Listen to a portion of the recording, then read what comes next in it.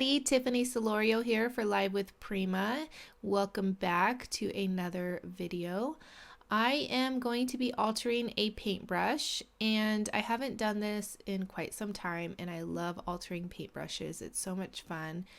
And I am starting off by adding some baby powder, or you can use cornstarch, to the IOD molds.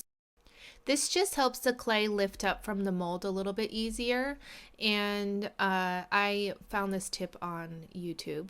So I will have the product list down below, so be sure to check it out. I cannot remember what the product numbers are for these. And I'm just using some paper clay that I got at the craft store. I ran out of the IOD paper clay, and I'm just kind of working it in my hands to get it a little bit softer, and then I roll it into like a snake shape, and then I lay it on the shape that I want. And as you could see, I'm patting it down and then using my finger to scrape off the excess, and then I will do that to the same on the right here. I roll it into a snake type shape, and then I just press it down, and a little firm, but not too firm, because you don't want a big indentation. And then I'm just scraping my finger across the clay, and it helps get the excess off. So I let these sit for probably about 5 minutes. Then how I get them out so that they don't break, or I'm trying to do that anyways, is I work and bend the silicone mold and just lightly lift up the clay, as you could see here, and I'm doing it very slowly. The video is sped up, but I am doing it slow. And I do the same to the other one. I pull one side and then kind of work it and bend it to help release that clay. So the next thing I'm doing is I am prepping my paintbrush, and this is just one that I got, I think, at Harbor Freight, I want to say. And it's nothing special, but I prep it with some gesso, and I do a couple coats of that. And I had this gold crackle on my desk, and I had something in mind, but then as I kept creating, I changed my mind. But I wanted to show you that I did add it, but then I painted over it and added some white crackle paste in a little bit. And I add the crackle paste with a little palette knife. I find with doing it with a paintbrush, it doesn't get very good cracks.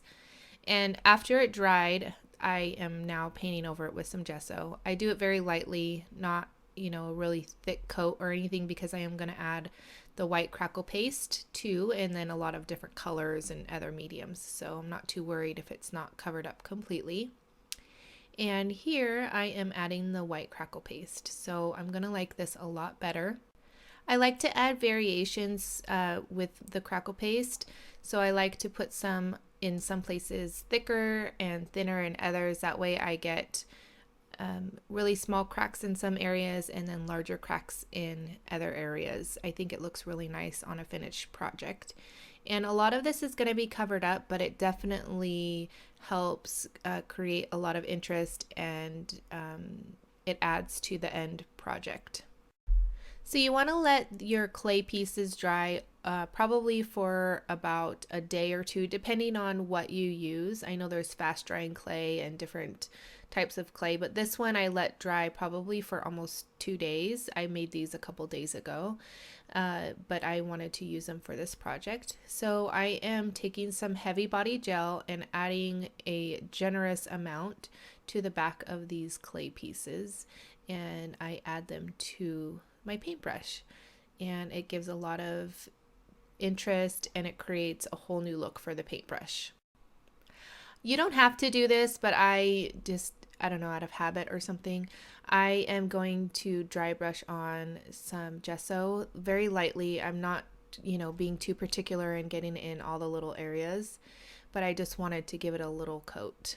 So I have this frame here that I was going to use on a different project a while ago, and I saved it, and I thought it would go perfect there. And again, I'm using the heavy body gel. It works perfect, and everything holds so nice, although it does take a while to dry, but your project is going to hold up really well. So the resin frame is from Prima, and then the little watch, pocket watch piece is from Finnabair, and it's a little one, so there comes 2 in a pack. And then I'm going to add a lot of the, well, not a lot, a few of these little mechanical pieces. And again, I will have a list of supplies down below so you could check it out and get what you want. And you don't have to use, you know, these pieces. You can use different items, you know, screws and, you know, different things that you have in your junk drawer or your garage. I think that would give a lot of interest to your project as well. And I add these all with a heavy body gel. And then these are the little tiny stars. I love these. And I add those to the bottom there. You're going to want to let this dry a little bit. And I am going to add some heavy body gel randomly where I'm going to put some of the art stones. So I use the regular art stones and then a tiny little bit of the mini art stones just to give a little bit more texture. And so I am just adding the heavy body gel where I want, and then that way it will catch all of the art stones when I pour it on. You could see here I'm just pouring the art stones on, not really, you know, carrying, and then just kind of pushing them in that gel. You want to do kind of a generous amount so that they can stick into the gel. And as you could see, I didn't let my project dry enough before moving on to the next step. It's because I'm very impatient. So again, I am adding the mini art stones now to get in all the little places where the art stones left space. I didn't want a lot of empty space where I had all the art stones. I wanted a lot of texture in this particular spot.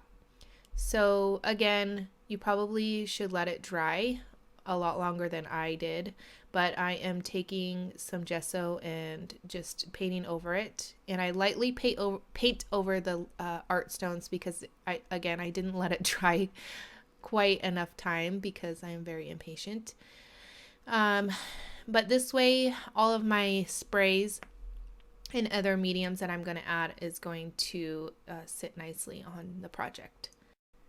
I wanted the Precious Stone Color Bloom spray to spread nicely and get in all of the different grooves of where the art stones are. So I add water. So you're going to see me adding not a ton of water, but a very generous amount so that it spreads and gets in all of those grooves, like I said.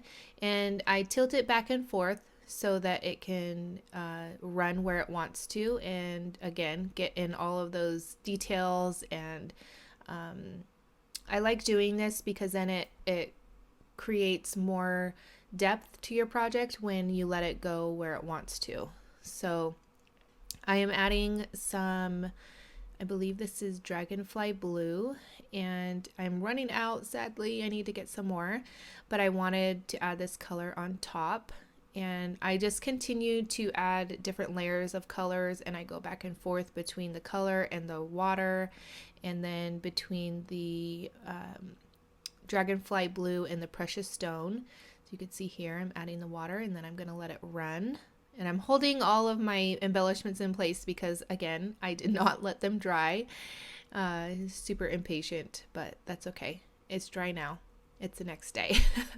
So I'm adding some more color. And I think this is what takes the most time, is just taking time to get the color how you want and letting it go into all the different grooves and different places where you want to add depth, because a darker color will add a lot of depth. So now to add highlights, I am taking some of the Vintage Silk Opal Magic wax, and I think it's Opal Magic. Yeah, it's the Opal Magic wax. And I am taking a paintbrush and just highlighting some of those details that are I want to stand out. It's a little hard to tell in the video, but it does add a lot of detail and interest to the project, because adding the darker color where all the grooves are and in the art stones and all that. Then adding the lighter color on top, it really adds a lot of dimension and depth to your project. So I decided that I wanted even more color, and I'm adding the precious stone again first because I wanted more depth. Is so when you add the darker color and it gets into all those grooves and crevices, it adds a lot of depth to your project. And then I'm adding the what is this color again? The Dragonfly blue. And because I added the wax, it is just kind of beading up. So you definitely want to wait to add the wax until the very end. I learned my lesson. It's not a big deal. As you could see, it's going to turn out just fine. But now I am adding some rust paste, and I went back and forth between adding the rust paste and not adding it, but I just felt that my project needed just something else. So with the little screws and the other little metal pieces I have on the project, I thought it would be really nice to add the rust paste as if it were sitting there for a while. And so I add it with a little bit of water so that it helps spread it out, because I don't want a lot of the rust in one area. I want it to blend out and look natural. So I add water, you can see here. And I think this again is another thing that takes time, because you have to keep adding the paste, the rust paste, and adding water so it blends out nicely, and then dabbing some off and then adding some more. So you just have to play around and be patient, because the more that you play around with it, the better it's going to look. So you could see here it's starting to look a little natural, because rust, if something rusts, it's not going to be just one blob of rust. At least I don't think so. I think that it kind of blends out and onto whatever is getting rusty, and that's why I am doing this. So it hopefully looks a little bit natural. So again, it takes quite some time. And I do have a baby wipe. That's what you see as a baby wipe when I'm dabbing it off. And then I add a little bit more color, and then it kind of just goes away, but then I add more rust. And I ended up going in with a little bit of lime wedge color bloom spray, because when the rust paste and the Dragonfly blue mixed together, it kind of created that that lime color, and I wanted to highlight that and add a little bit more of that lime color. And let's see, here again with the Opal Magic wax, and I'm just highlighting again some of those areas. And you want to let the rust paste and the color bloom spray dry before you add the wax, or else it's just kind of gonna blend together. You can definitely add the wax with your finger. You can also add it with a smaller flat brush. I'm using a little round brush, which a flat brush I think would work a little bit better. But that's okay. It's what I had. And I try to use the same brushes for the same things, if that makes sense. Like if I use one brush for the wax, I want to keep it for the wax, and then the rust paste as well, because those two mediums will ruin your brushes. So you want to make sure that you have a couple brushes that you have specifically for those things. So I added a little bit more of the precious stone, and then I'm taking this wire, and I don't even know why I have this wire, but I do. I wrap it around the clay piece and the paintbrush, 3 different spots. So the top, the middle, and then the next groove over. I don't know if that even makes sense. But I wrap it around, and then I twist the back so that it stays nicely. And then I add just a little light coat of gesso.